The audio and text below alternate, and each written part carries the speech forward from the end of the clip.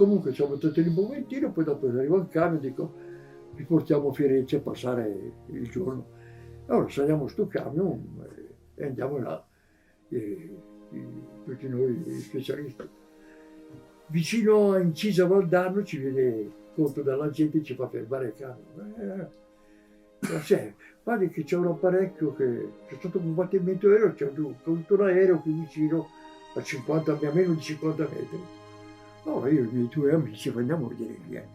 Vado a vedere e mi trovo davanti un S-79, no? Quando detto a vedere il sergente maggiore Favre, che aveva volato tanto con lui, le cose, carbonizzato, poi terza vecchia girata avanti, l'ho riconosciuto perché c'era una dentatura da cavallo con i denti alti più avanti, no? Era di quelli, prima degli avambracci, prima dal ginocchio giù non c'erano più, solamente c'erano le cosce, fino a qua, completamente carbonizzato, essendo davanti al suo posto di pilotaggio così, proprio qua si sta passando, tutto bene. Nella fusoliera c'era un ammasso di corpi tutti abbracciati. Si vede che i ragazzi si sono abbracciati tutti quanti, no, tutti una cosa, pezzo di gamba dalla cervello che veniva giù dalle centine, va bene, pezzi di cervello di qua, vedevi una gamba chissà di chi era, una mano tutta un'altra parte, una cosa che ha impressionato. Io ho capito veramente che cos'era la guerra. Quando sono arrivato a Firenze, che siamo andati a alloggiare alla pensione moderna, no? Pensione moderna, tutto quanto pensavo, quella è una fine che mi aspetteranno domani anche a me, quel giorno che mi abbatteranno, io diventerò. Dopo ho comunicato subito che ero un apparecchio, ho potuto riconoscere, però chi c'era a bordo non si è potuto sapere perché qualcuno portava TG, portava 6 o 7, volare che abbiamo contato, abbiamo stimato i corpi sui 34-35 morti, con 4 aerei abbattuti, 4 aerei danneggiati, di cui uno ha fatto un atterraggio di fortuna, un altro è atterrato, come si chiama, mi pare a Piacenza, dove l'armiere c'era, quando sono atterrati crivellati di colpi a non finire, il pilota si è rivolto all'armiere e dice: ma cosa aspettavi a sparare? Non funzionava la mitragliatrice. Come qua non funziona la mitragliatrice? Non funziona, ho provato, non funziona. Lui lo guarda un momentino, poi guarda la mitragliatrice, poi guarda su di sopra, c'è una leva di sicuro, giro sicuro, pop, parte un po'. Non aveva disinnescato, c'era la sicura, c'era una levetta, bastava far così, la protezione funzionava. Lui, siccome non era un armiere, convinto che la cosa sparava, tutti poi tirava, il colpo non parte mica, non ha mica la drizzata, quello voleva ammazzarlo. Ma cazzo mi hai fatto perdere la cosa, potevamo essere abbattuti per colpo tuo. L'ha preso a caccia, era uno di Terni, l'ha mandato fuori dalle balle quando volevi vederti a vedere. Un personale che ci offre volontario e poi non ne capisce niente. Perché non sapevano come operare, almeno fatti spiegare da qualcuno. Morale. Il giorno dopo partiamo da Arezzo e arriviamo a Perugia. Perugia, cosa che poi mettiamo? Allora troviamo tra la buca, l'altra quell'altro, lo mette qui, quell'altro lo mette là, quell'altro un po' là. Siamo rimasti in 4, pazienza. 2 giorni dopo, per il sabato, prima della Pasqua, arriva Bertucci e Sponza, che erano atterrati a Peretola con l'aereo tutto crivellato, insieme ad altri 2 apparecchi.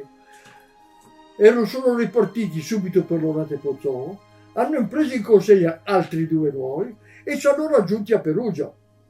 Meno male, 4, 2, 6, 6 apparecchi, pazienza, anziché essere in 13 da attaccare, cioè in 12 da attaccare, perché 2 erano di supporto. Va bene, ora il giorno di Pasqua, a pomeriggio, siamo andati ad Assisi, in raccoglimento dei nostri caduti più là, sono andati alla Basica tutti quanti, nessuno parlava, cioè, era un funerale solo, pensando a questi ragazzi che erano morti. Sul cielo di Firenze il giovedì santo alle 5 del pomeriggio, una formazione di 13 aerei, erano 14, poi uno si è ritirato, abbiamo proseguito in 13. Di questa formazione di 13 aerei c'erano battuti quasi la metà. Poi tra quelli feriti, cioè tra quelli danneggiati, se ne sono rientrati 2 ancora per continuare l'azione su Anzio, e l'ultima fase, la notte dall'11 al 12 di aprile, 5 apparecchi, di cui 2, uno comandato dal tenente Sponza e l'altro dal tenente Bertuzzi, che poi è diventato pilota personale di Enrico Mattei ed è morto anche lui a Bescapè. Ecco, erano ritornati a Venegolo a prendersi altri 2, cioè a Pozzolo a prendersi altri 2 apparecchi per finire fuori la cosa su Anzio, no? E il giorno di Sant'Angelo, la sede Sant'Angelo, ragazzi, qui bisogna tentare tutto e per tutto ad andare.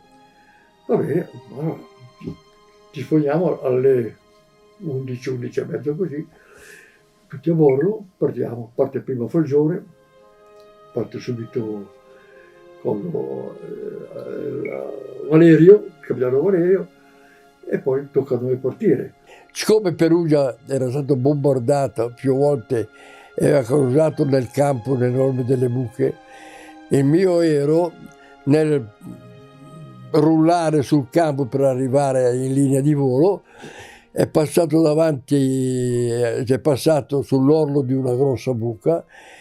Il peso dell'aereo l'ha fatto franare il terreno, quello si è inclinato, l'elica è andato a sbattere contro la terra, si è rovinato, siamo rimasti lì a guardare 4 lucine che andavano verso il Monte Subasio, sopra d'Assisi, che scomparivano nella notte. Sinceramente, io dico la verità, quella sera lì io ho pregato il Signore per dire rivediamoci, non a Pozzolo. Poi non ho saputo più niente. Io mi sono fermato un mese a Perugia, mi sono fermato in attesa che mi portassero giù le righe di ricambio.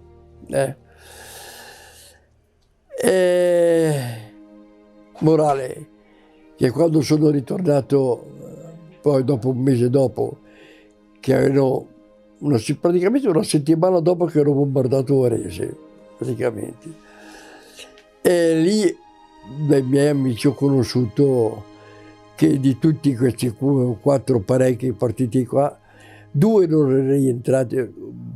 Fagioni era stato esploso in volo, perché Bertuzzi, che era un bravo pilota ma era anche un dritto, anziché di stare agli ordini, quando appena partito lui ha preso lo scorciatoio, è arrivato prima su Anzio, ti ha sganciato Siluro e poi se l'è filata.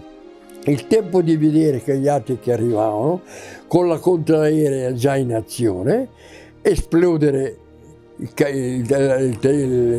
l'aereo del comandante del capitano Fagione, esploso in volo.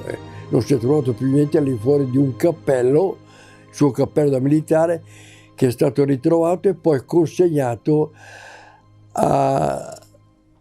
all'allora tenente o capitano Giulio Cesare Graziani, che era il nipote di Rodolfo Graziani, che era anche lui un pilota, noi ero risolutore in gamba, gli hanno consegnato lui, Mentre l'aereo del tenente Sponza ha potuto fare un ammaraggio, no, con gente ammaccata e il secondo pilota ferito anche lui, e l'hanno tratto di salvo gli americani il giorno successivo. That's the Savoia Marchetti SM-79 bomber and reconnaissance, powered by 3 750 horsepower radials, top speed 295 miles per hour. Yes? Che poi anni dopo, incontrando a Marina di Mastro, in occasione di un ricordo di Fasoli, ho incontrato il motorista, mi ha detto che quando gli americani li hanno salvati, che li hanno portati al comando, il comando si sono congratulati e meravigliati dell'attacco che avevamo portato. Diciamo, guardi che siete proprio da elogiare, proprio perché ci hanno trattati non proprio con tutto il rispetto dovuto.